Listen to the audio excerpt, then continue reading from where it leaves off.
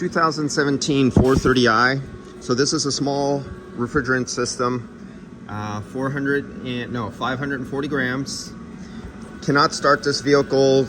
There's no coolant, and so I won't be testing it or running it, but it needs to get charged. It got a new condenser, so all that stuff will be skipped. So I'm doing the charge method fully 100% without ever starting the vehicle. Walk away and it's perfect. I know it's always right.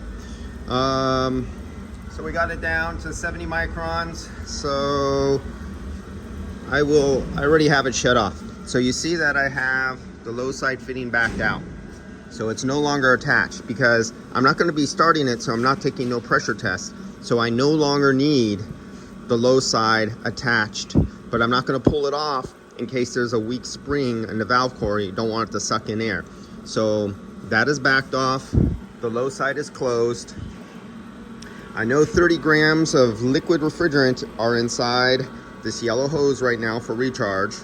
I'm going to turn off the vacuum and then open it up until the scale says, well, since I have 30 grams in here, I'm going to get this as close as I can, and this one is plus or minus 15 grams. So I know even when I shut off the valve on here, I turn it up right, this is under pressure. It will go into the system, but not all of it. There'll be some vapor left behind. So I have to accommodate for this 30 grams plus vapor here and vapor here. I'll have it, and just in vapor, I'll have a good 10 grams in vapor in the hoses. And remember, right now, there's 30 grams sitting inside this hose of liquid refrigerant. So let's turn off the vacuum. Let's bring our scale over here. Do we have glare in our eyes? Yes, we do. So I'm turning off the vacuum. Remember, the low side is off. Okay, so there goes the vacuum. We are zeroed out. The high side is open. 540 grams. I'm gonna go a little short. I got 30 grams in here. I wanna get that in there. So 540, so I'm gonna go to about 510, 515. 510 plus this is 540, but I'm gonna have to get some vapor in there, so I'm gonna have to give it a little squirt. Because remember, we are 540 plus or minus 15. So let's go for the show. 1, 2, 3. God, getting arthritis. There we go. We're filling up through the high side. We're doing liquid. We're shooting for about 510, 500. I'm starting to shut it down right now. Right there. God dang it. I'm at 530. I already had that in there. Okay, so now that I made a mistake right on camera, I'm gonna keep on rolling and upload this. What do I do when I make this kind of mistake? I got 530. It was zeroed out to 30 grams in here. I got 30 grams inside here. I have plus or minus 15. So now I'm not going to do the vapor shoot like I was going to do to push the liquid out of here and here until it was vapor. It's teetering. It's between 520 still. So let's shut this off. Now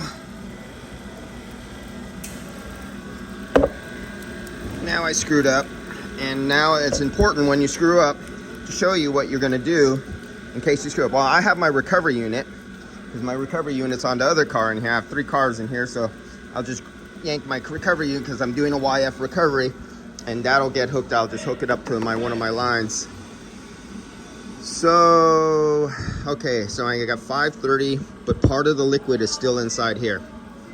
We have this off.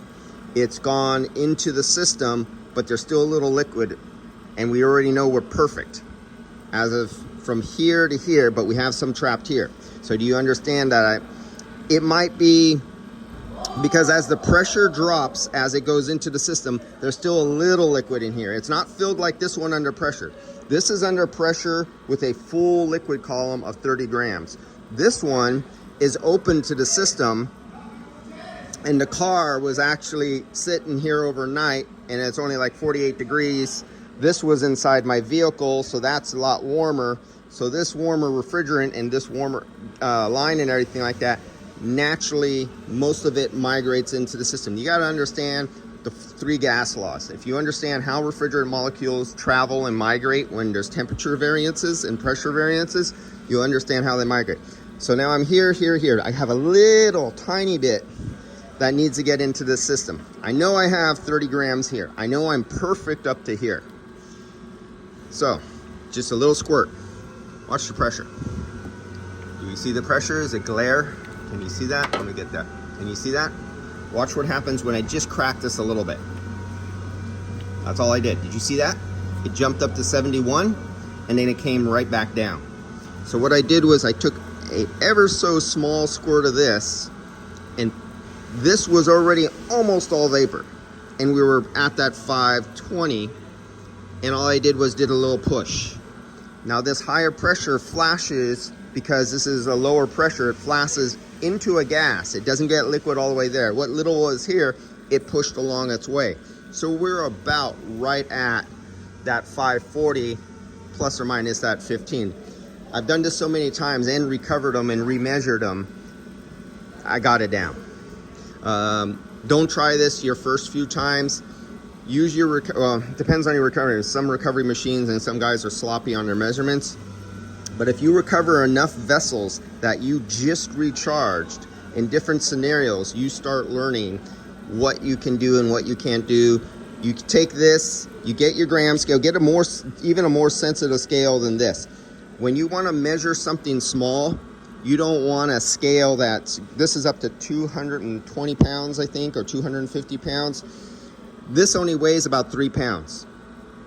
The more accurate scale you get one of your smaller scales. When you want to measure really, really small and crucial stuff right down to like 1/10 of a gram, you get into the middle range of a good scale that is close to the weight of the item you're going to weigh. You don't get a scale that's good for 250 pounds and weigh 1 and 2 pounds and it has a plus or minus, say 30 gram or 20 gram.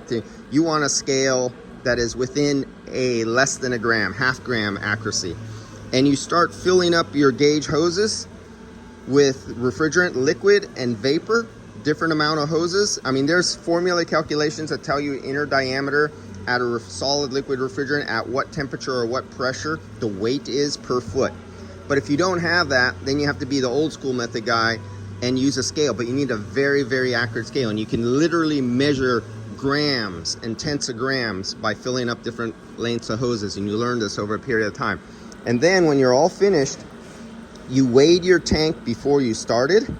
You take down your weight of your tank before you started, and then you weigh your tank when you disconnect it. You weigh your tank after you're finished, and you know exactly how much refrigerant you use. On every job, always weigh, I've done a few videos on this, always weigh your tank before you start, and always weigh your tank when you finish, so you know exactly how much refrigerant you have removed from that tank.